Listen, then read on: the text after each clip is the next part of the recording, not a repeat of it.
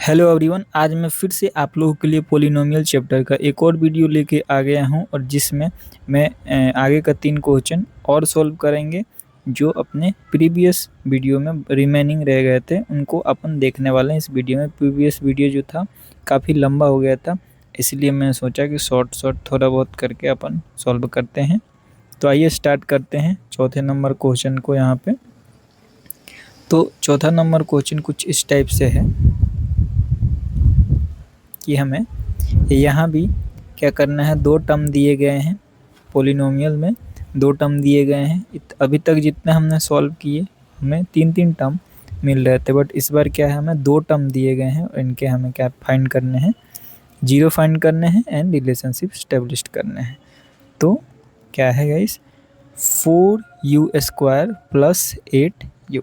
ठीक है, तो जैसा हम सारे क्वेश्चन में ए बी से कंपेयर करते आ रहे थे उसी टाइप से यहाँ भी कंपेयर कर लेंगे। a = 4, b = 8 एंड c यहाँ पे देखेंगे तो कुछ नहीं है। जी हाँ, c का कांस्टेंट टर्म नहीं है, तो यहाँ पे हम जीरो मान के चलते हैं। ठीक है, अब हमें क्या करना है कि इन वैल्यू तो निकाल लिए, अब हमें जीरो फाइंड करना है।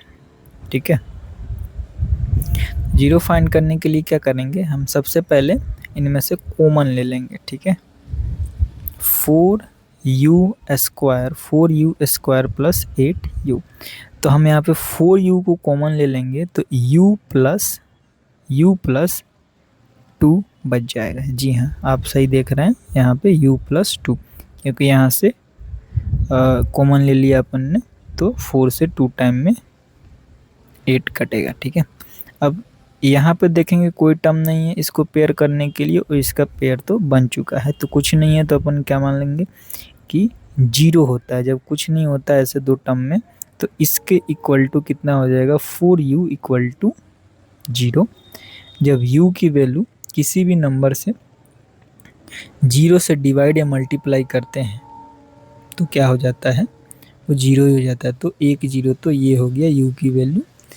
अब दूसरा यहाँ पे ये है गाइस u प्लस 2, इसको जीरो के साथ जब इक्वेट करेंगे तो u की वैल्यू हो जाएगी जो -2 हो जाएगी।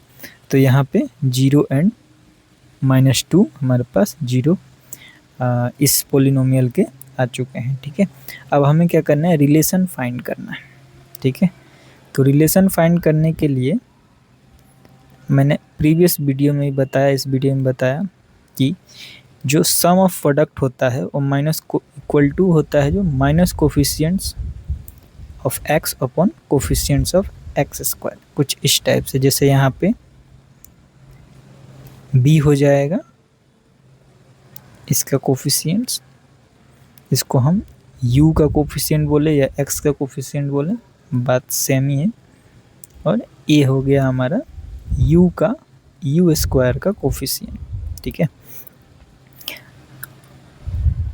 और हम यहाँ पे क्या रखेंगे गाइस, सम रखने वाले हैं जीरो का। ठीक है, तो पहले -b एंड a का वैल्यू रख लेते हैं अपन, तो 8 एंड माइनस का साइन आ गया एंड a की वैल्यू यहाँ पे है 4। ठीक है, अब यहाँ पे सम करते हैं दोनों का, तो ये तो -2 हो जाएगा और इसको भी जब काटेंगे 4 से तो ये भी -2 हो गया। तो इस तरीके से हमने रिलेशनशिप इस्टेब्लिश कर दिया। ठीक है, किस टाइप से इस्टेब्लिश किया, तो दो जो हैं ये है अपना coefficients of u upon coefficients of u², ये वाला u एंड ये वाला u का कोफिशिएंट्स इस्टेब्लिश हो गया।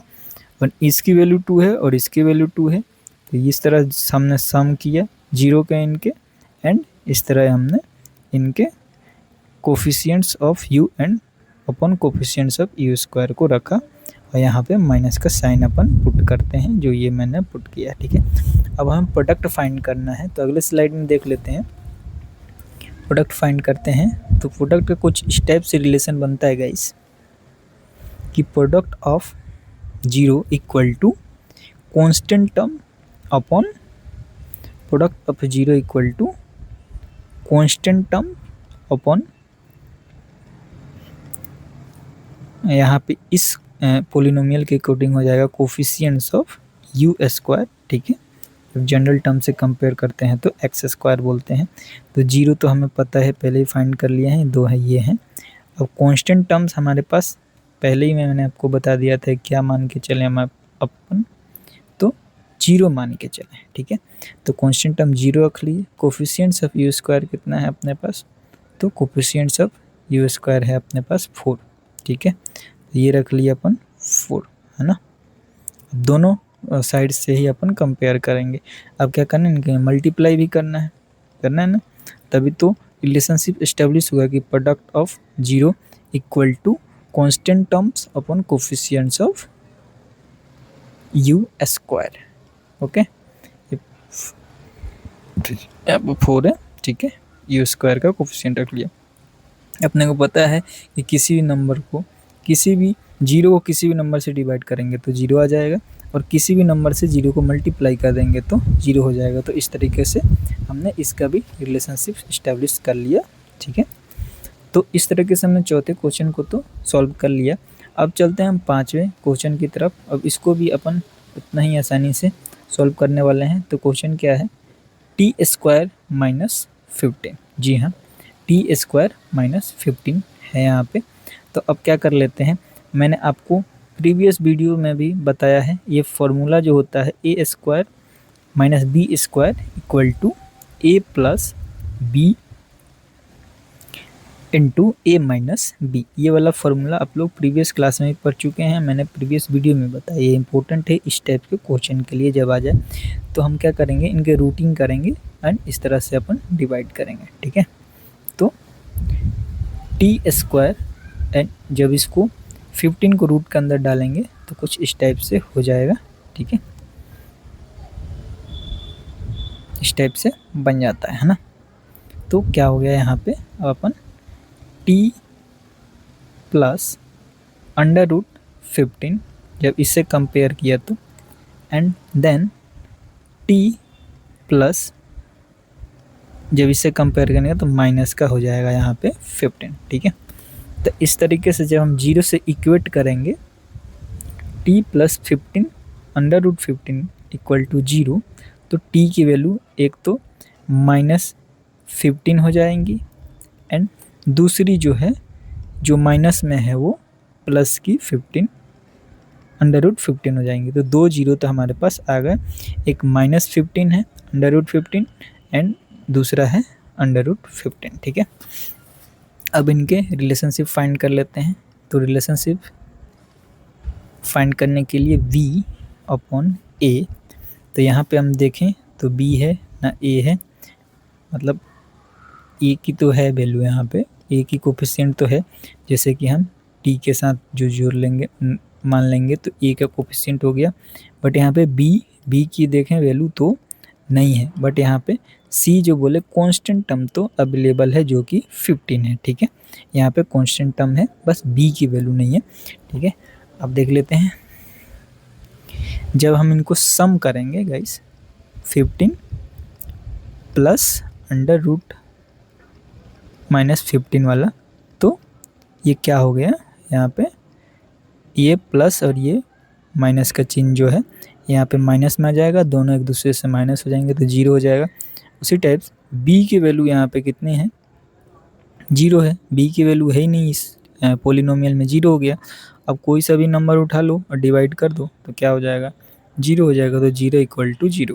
तो इस तरीके से तो हमने सम वाला रिलेशनशिप फाइंड कर लिया। अब हम प्रोडक्ट वाला रिलेशनशिप फाइंड कर लेते हैं, ठीक है। तो प्रोडक्ट का रिलेशनशिप फाइंड करने के लिए मैंने पहले बता दिया कि constant term upon coefficients of A square होता है। तो यहाँ पे ए हमने किसको माना है, एक्स स्क्वायर होता है, कोफिशिएंट्स ऑफ एक्स स्क्वायर। तो मान लीजिए यहाँ पे x की जगह टी स्क्वायर है, तो t का कोफिशिएंट कितना है अपने पास, जीरो है, सॉरी 1 है। तो अपन यहाँ पे 1 रख लेंगे, एंड कांस्टेंट टर्म जो हो जाएगा इस तरह का से कुछ रखेंगे अपन। तो कांस्टेंट टर्म अपने पास माइनस 15 है एंड 1 हो गया, ठीक है। अब दोनों को हम जब रखेंगे एक साथ तो ये तो -15 हो जाएगा, 1 से डिवाइड होगा तो। अब जब हम मल्टीप्लाई करेंगे तो कॉन्सेप्ट हमारा क्लियर होना चाहिए। मल्टीप्लिकेशन वाला जब अंडर रूट का मल्टीप्लाई होता है तभी आप ये चीज़ समझ पाएंगे। तो जब ये अंडर रूट से मल्टीप्लाई होता है तो एक सिंपल नंबर निकल के आता है और ये माइनस का चिन्ह है तो यहाँ पे माइनस लगा हुआ आएगा। तो 15 ये हो गया एंड माइनस का 15 ये वाला हो गया। तो इस तरीके से हमने क्या इस्टेब्लिश कर दिया, coefficients product of 0 equal to constant term upon coefficients of t square. ठीक है, तो इस तरीके से गाइस अपन ने क्या किया कि 2 क्वेश्चन तो सॉल्व कर लिया बहुत ईजिली। अब हमारे पास लास्ट क्वेश्चन है और इसको भी हम इसी तरीके से सॉल्व करने वाले हैं। इसमें मगर 3 टर्म है, कोई दिक्कत नहीं है, 3 टर्म को भी अपन सॉल्व कर लेंगे इजीली। ठीक है, तो आइए देख लेते हैं क्वेश्चन क्या आएगा इस यहाँ पे। तो क्वेश्चन है जो 6 नंबर का क्वेश्चन है, 3x² - x - 4। ठीक है, तो इसको दूसरे स्लाइड में अपन लिख लेते हैं। 1 सेकेंड का टाइम दीजिएगा गाइस।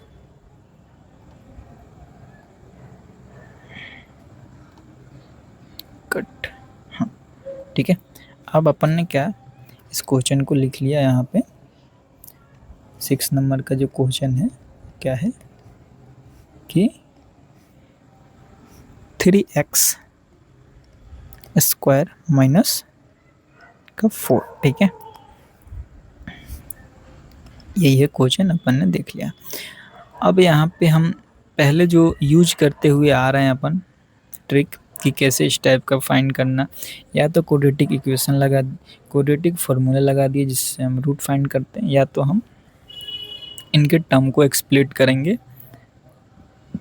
एंड देन इसको या इसको अपन मतलब इन दोनों का मल्टीप्लाई कर लेते हैं और अपने माइंड में रखते हैं, जैसे लिखते नहीं हैं, क्योंकि जब इसको स्प्लिट करते हैं तो ये एक काम आने वाली चीज़ है। ठीक है, तब हम ऐसे 2 नंबर ढूंढेंगे जो मल्टीप्लाई करने पे तो x आ जाए, और नहीं सम करने पे x आ जाए, मल्टीप्लाई करने पे क्या आ जाए 12 आ जाए, माइनस का 12 आ जाए, क्योंकि अपन ने कांस्टेंट टर्म माइनस में है और ये 3 से इनटू किया है कोफिशिएंट्स ऑफ x² से। तो ऐसा कौन सा नंबर हो सकता है गाइस?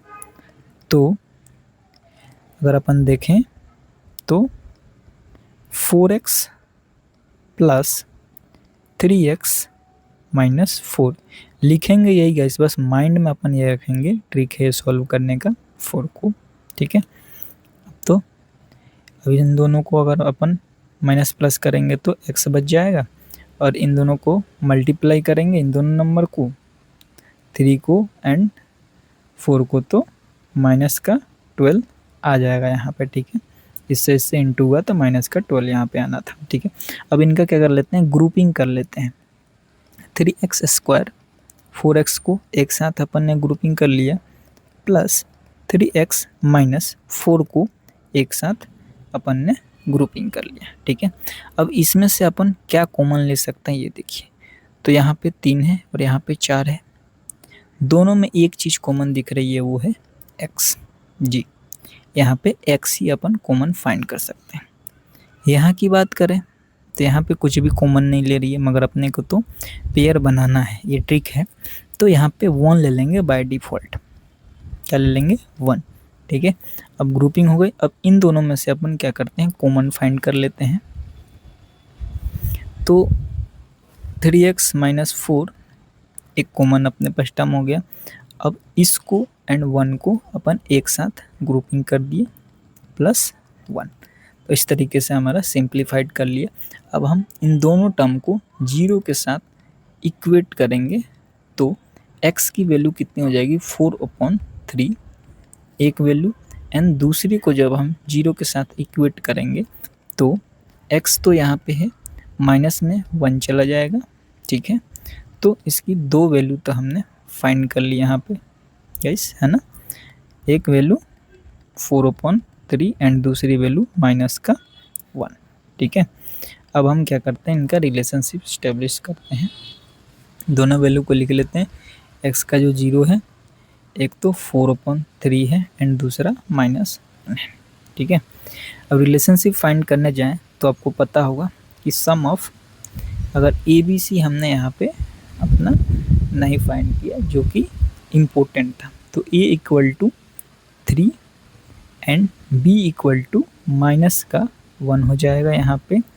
ठीक है, ये माइनस का बाय डिफ़ॉल्ट 1 ले लेंगे अपन, and c equal to minus का 4 हो जाएगा। ठीक है, अब सम करेंगे जब हम इन दोनों जीरोस का, तो क्या होने वाला है,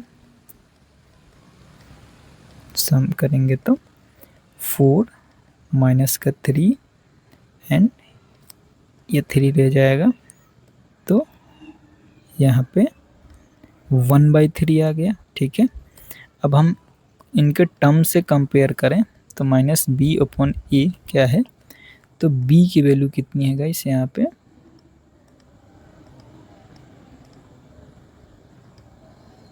b की वैल्यू 1 थी। ठीक है, 1 ले लिया एंड a की वैल्यू कितनी थी अपने पास, तो a की वैल्यू अपने पास 3 थी, है ना।